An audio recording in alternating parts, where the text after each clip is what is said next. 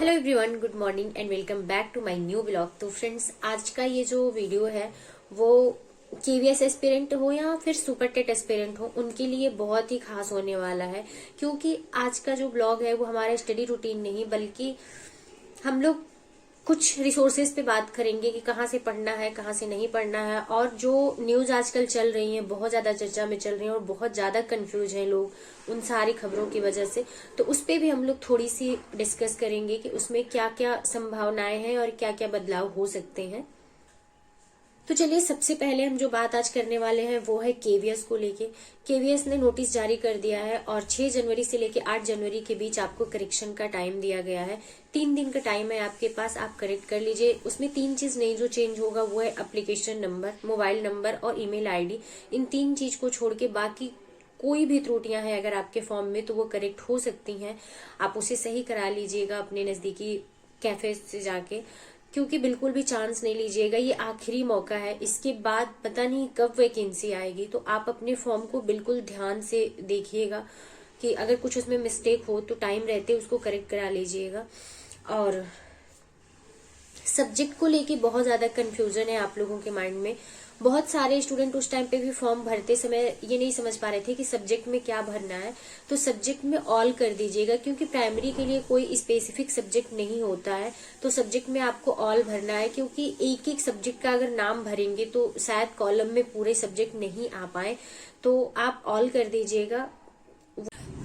तो फ्रेंड्स, अब बात कर लेते हैं हम लोग शिक्षा सेवा आयोग के गठन को लेके। बहुत सारी खबरें आ रही हैं, बहुत तरीके से लोग अपने अपने पॉइंट ऑफ व्यू दे रहे हैं।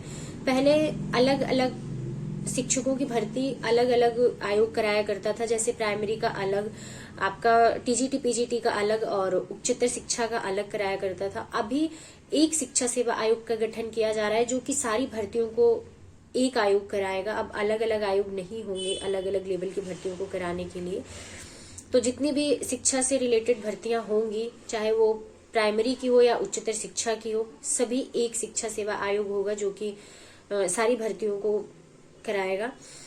तो उसमें प्राइमरी को लेके जो खबरें आ रही हैं कि सिलेबस चेंज हो गया है या फिर एकेडमिक मेरिट हट गई है, उसमें एक चीज कंफर्म हो गई है कि आपका जो टेट अभी तक क्वालिफाइंग हुआ करता था, अब टेट के भी मार्क्स जुड़ेंगे 1/4। तो वो कुछ लोग बहुत ज्यादा पैनिक हो रहे हैं। तो मैं आपको बता दूं कि जिनकी मेरिट पहले से कम है उनके लिए ये बहुत ही अच्छी खबर है। अगर आप, बहुत सारे ऐसे लोग हमारी जानकारी में खुद हैं कि जिनके पहले की मेरिट 20, 22, 23, 24 है, लेकिन टेट में उनके 115, 120 है। तो अगर आपका टेट का 1/4 मार्क्स जुड़ता है तो कुछ इधर कवर अप मिलेगा आपको। क्योंकि जरूरी नहीं है कि जिनके एकेडमिक बहुत अच्छे हैं उनका टेट में भी मार्क्स बहुत अच्छे आ रहे हो या सुपर टेट में भी मार्क्स बहुत अच्छे आ रहे हो। तो वो चीजें थोड़ी सी आपको राहत में देगी कि आपका 1/4 मार्क्स टेट का जुड़ेगा तो कुछ मार्क्स आपके बढ़ेंगे। और अगर एकेडमिक हटाता है तो भी ठीक है, अगर एकेडमिक नहीं हटाता है तो भी ठीक है, कोई समस्या नहीं है। आपको 2 जगह स्कोर करने का चांस मिलता है जिनकी एकेडमिक कम है।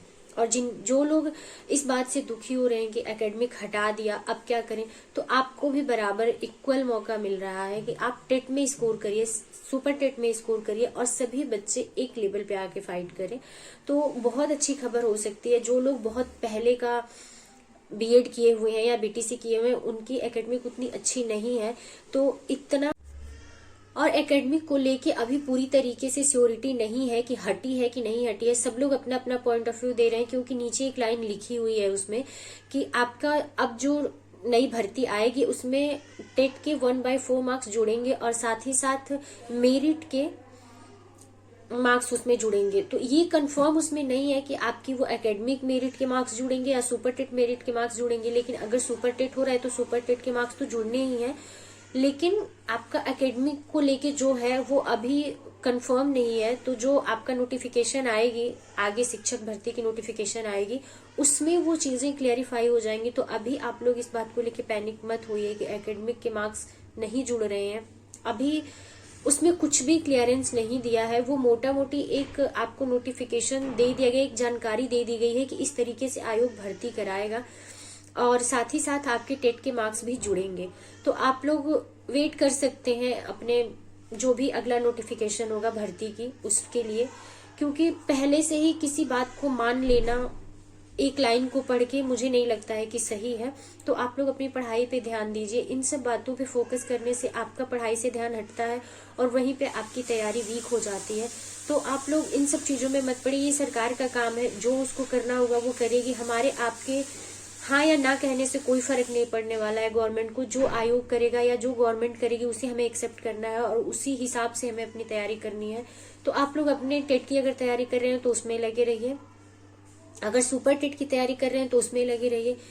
इस बात से बहुत ज्यादा अफेक्टेड मत होइए कि एकेडमिक जुड़ेगी या नहीं जुड़ेगी, क्योंकि मानते हैं जिनकी एकेडमिक बहुत अच्छी है वो लोग बहुत ज्यादा पैनिक हो रहे होंगे, लेकिन किसी के भी पैनिक होने से कोई फर्क नहीं पड़ता है। गवर्नमेंट को जो चेंजेस लाने होंगे वो लाएगी, आयोग को जो बदलाव करना होगा सिलेबस में हो या किसी चीज में वो बदलाव करेगी। और अगर आप ये सोच रहे हैं कि सिलेबस में जब चेंज होगा, जब न्यू सिलेबस आएगा तब हम पढ़ेंगे, तो शायद आपका जो इधर का टाइम है वो बहुत ज्यादा वेस्ट हो जाएगा। और जैसे केवीएस ने बहुत ही कम टाइम दिया है तैयारी करने के लिए, वही सुपर टेट में भी होने वाला है। सुपर टेट की वैकेंसी चाहे जब भी आए आपको बहुत फर्क नहीं देखने को मिलेगा, बहुत ज्यादा टाइम नहीं मिलेगा। जैसे पिछली बार मुश्किल से 1 महीने का टाइम आपके पास था तैयारी करने के लिए, वही कंडीशन इस बार भी होने वाली है। तो बेहतर है कि आप पहले से अपनी तैयारी को पुख्ता रखें, क्योंकि अब काफी टाइम से 2 बार सुपर टेट हो चुका है, तो बहुत बच्चों का बहुत सारा सिलेबस कंप्लीट होगा। तो आप ये सोच के ना बैठें कि जब सिलेबस आएगा तब हम तैयारी करेंगे, क्योंकि सिलेबस अगर आता भी है तो बहुत ही कम चेंजेस देखने को मिलेंगे। ऐसा नहीं है कि पूरा उलट फेर कर देगा। आपका मैथ रहेगा ही उसमें, जैसे कुछ सब्जेक्ट को लेके पॉइंट आउट किया गया, तो ऐसा नहीं है कि मैथ हट गया आपके सिलेबस से या भाषा में जो संस्कृत और इंग्लिश आती है वो हट गई। ऐसा कुछ भी नहीं है, सब कुछ आपसे पूछा जाएगा, क्योंकि प्राइमरी है। प्राइमरी से मैथ हटाना और संस्कृत हटाना, ये सब चीजें मुझे नहीं लगता कि इतने बड़े चेंजेस हो सकते हैं। तो आप लोग अपना जो भी पुराना सिलेबस है उसके अकॉर्डिंग तैयारी करते रहिए। बाकी जो नया सिलेबस आएगा, जो थोड़े बहुत चेंजेस रहेंगे, तो आप पे वर्डन कम रहेगा, बहुत थोड़ा सा पोर्शन उसका रहेगा जो आपको अलग से पढ़ना पड़ेगा। और आज का जो तीसरा पॉइंट है जिसपे हम लोग बात करने वाले हैं वो ये है कि आपका एनसीईआरटी को लेके बहुत सारे बच्चों के माइंड में कंफ्यूजन है, क्योंकि जो ईवीएस दिया है ना, जो 80 नंबर का आपके केबीएस में सिलेबस है, उसको लेके बहुत ज्यादा बच्चे कंफ्यूज है। उन्हें ये नहीं समझ में आ रहा है कि हमें क्या पढ़ना है उसमें। तो आप एनसीईआरटी पढ़िए। एनसीईआरटी की अगर आपके पास बुक नहीं है तो आप प्ले स्टोर पे जाइए, वहां से एनसीईआरटी फ्री बुक ऐसे डालेंगे तो आपको बहुत सारे ऐप सजेस्ट करेगा, उसमें से कोई भी एक ऐप आप डाउनलोड कर लीजिए और वहां पे फ्री में आपको सारी एनसीईआरटी मिल जाएगी। आप वहां से एनसीईआरटी कंप्लीट कर लीजिए, क्योंकि जो लास्ट वाला पॉइंट है केवीएस के सिलेबस में, उसमें ये बिल्कुल भी कंफर्म नहीं किया हुआ है कि 80 नंबर में आपको कितनी कितनी डिवाइडेशन में क्या क्या पढ़ना है। उसमें 80 नंबर दे दिया है। 80 नंबर में आपके 4 सब्जेक्ट है, उसमें मैथ है, हिंदी है, इंग्लिश है और ईवीएस है। तो उसमें किसी का भी पोर्शन डिवाइड नहीं किया है। तो आप बहुत ही फोकस्ड होके उस पार्ट को प्रिपेयर करिए, क्योंकि आपका सिलेक्शन में बहुत बड़ा रोल प्ले करेगा वो 80 नंबर। वो 80 नंबर को ही कुछ लोग बहुत हल्के में ले लेंगे, कुछ लोग बहुत सीरियसली ले लेंगे। तो जो लोग अच्छा स्कोर कर लेंगे उनके सिलेक्शन के चांसेस बढ़ जाएंगे वहीं पे। तो आप भी उस पर फोकस्ड रहिए, आप उसको बिल्कुल भी हल्के में मत लीजिए। ईवीएस में बहुत ज्यादा लोग कंफ्यूज हो गए हैं। तो हमें पॉलिटी नहीं पढ़नी है, हमें हिस्ट्री नहीं पढ़नी है, हमें ज्योग्राफी नहीं पढ़नी है, आपको सब पढ़ना है।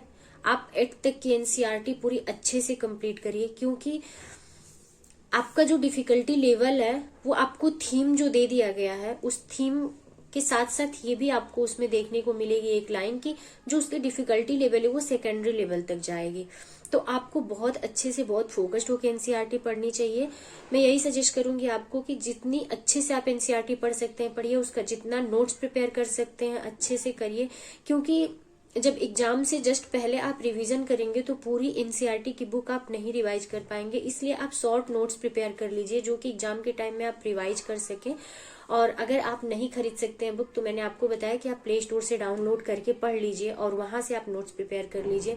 क्योंकि तो फ्रेंड्स, आप लोग अपनी तैयारी करते रहिए और वीडियो को हम यहीं पे एंड करते हैं। और जो भी आगे की हमारी स्ट्रेटेजी होगी या फिर आप लोग की जो भी क्वेरीज होगी आप लोग कमेंट बॉक्स में कमेंट कर देना, मैं उसका रिप्लाई कर दूंगी। अगर मुझे इंपॉर्टेंट लगेगा तो मैं वीडियो के थ्रू रिप्लाई कर दूंगी। अगर वहीं पे रिप्लाई देना सही लगेगा मुझे तो वहीं पे मैं आपको रिप्लाई कर दूंगी।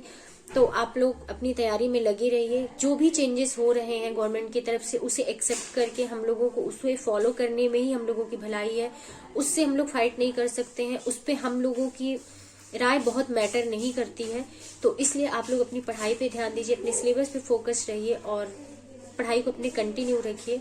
यही हम लोगों को सिलेक्शन दिलाएगा। बाकी और जो भी चीजें चल रही हैं चलने दीजिए साइड में, उससे हम लोगों को कोई फर्क नहीं पड़ना चाहिए, क्योंकि हम लोग एग्जाम में जो परफॉर्म करेंगे हमारी मेरिट उससे डिसाइड होती है। तो आप लोग अपनी पढ़ाई करते रहिए और मिलते हैं आप लोगों से नेक्स्ट ब्लॉग में। वीडियो अगर आपको पसंद आती है वीडियो को लाइक करिए, चैनल को सब्सक्राइब करिए और अपने दोस्तों के साथ शेयर करिए।